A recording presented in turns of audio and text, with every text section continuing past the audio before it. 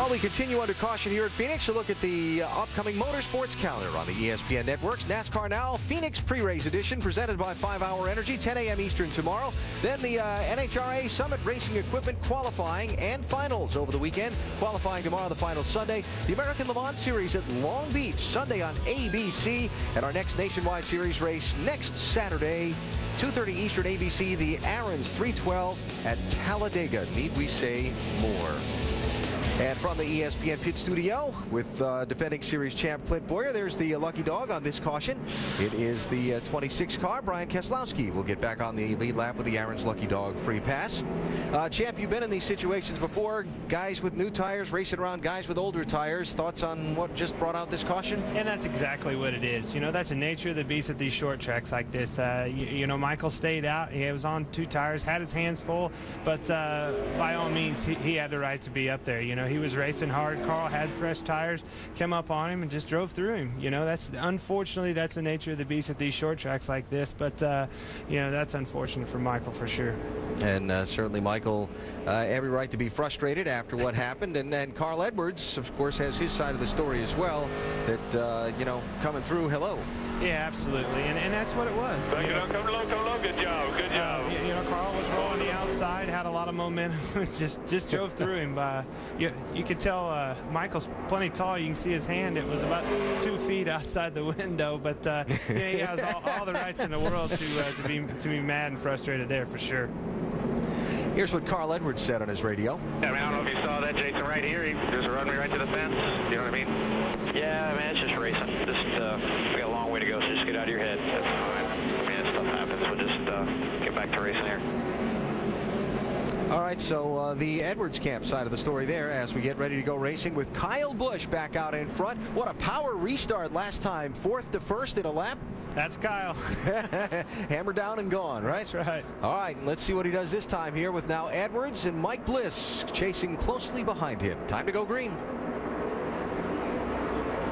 Kyle leads him down. Let's see what Edwards will do here. Mike Bliss, remember when he came down pit road, only took on 2 tires, and the others got 4. Biffle back in 4th position. Logano is 5th.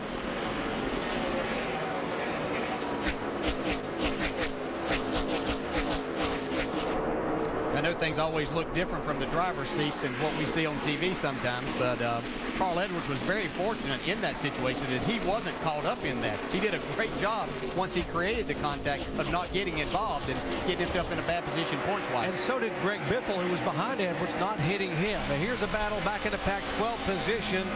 Paul Menard, the 98 car, getting past. Brendan Gaughan takes a spot away. That's 11th spot, and trying to make a move on the outside as well is the car of Jason Leffler.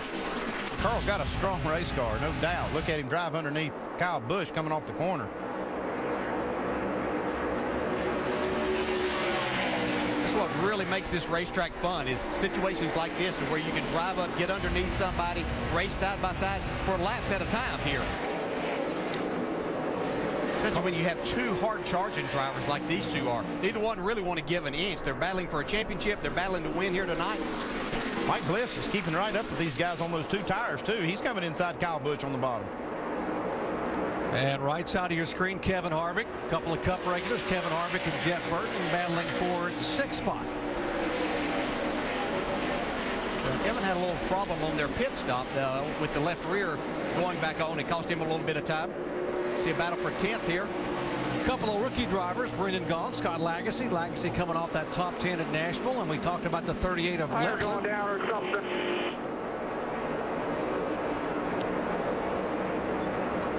Well, that's Kyle Busch complaining about maybe a tire issue here. Yeah, he has been passed by Edwards and has slowed up now and backed up. He has lost a lot of car. Drastically just changed. He has lost a lot of ground in a hurry right here, and he was way up on the racetrack too.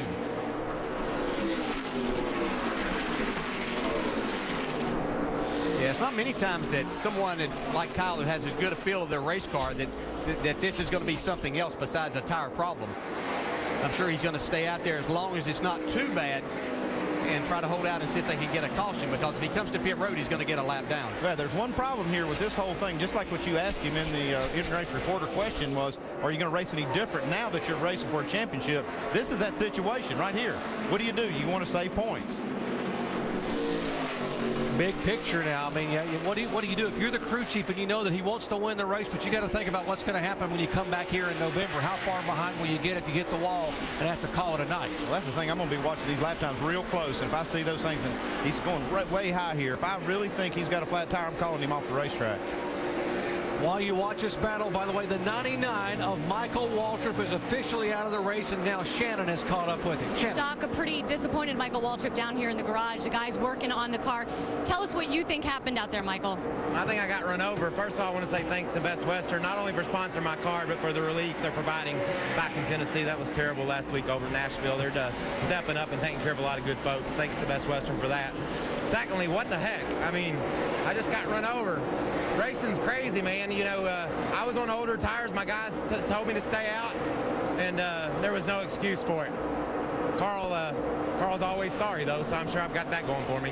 All right, Michael Waltrip down here in the garage, but you can see these guys are working hard on this 99. Definitely going to try to get him back out onto the racetrack. Looks fine. Is it bottoming out or something? No, it's not turning. It's like the fenders are knocked in 12 inches on each side. It's so tight. I don't know what's wrong with it. Definitely got a problem. He's too tight, and then you would think maybe that's a flat or a tire on the right front going flat. Shannon, what's he saying? Like that, because it doesn't feel like it's traveling on the left front anymore. Hey guys, this is something that this team really battled in practice. I spoke with Jason Radcliffe before qualifying. He said that they really tried to free it up, but they also built a lot of adjustability into this race car. They're afraid they may not have many opportunities, though, with the amount of cautions, the little amount of cautions that we see in this race. But right now, tight race cars, you heard Kyle Busch say. Well, I just don't think it's just a little tight. I think he's definitely got a problem of some kind here. Don't know exactly what it is, but this is not just a one adjustment from being too tight. Yeah, he is really slowing down. He has gone from the lead, now losing the 8th position to Brad Keselowski, and in jeopardy of going out of the top 10 here in less than 5 laps. We'll check on the 18 situation with Kyle Busch when we come back. Carl Edwards, the leader here at Phoenix.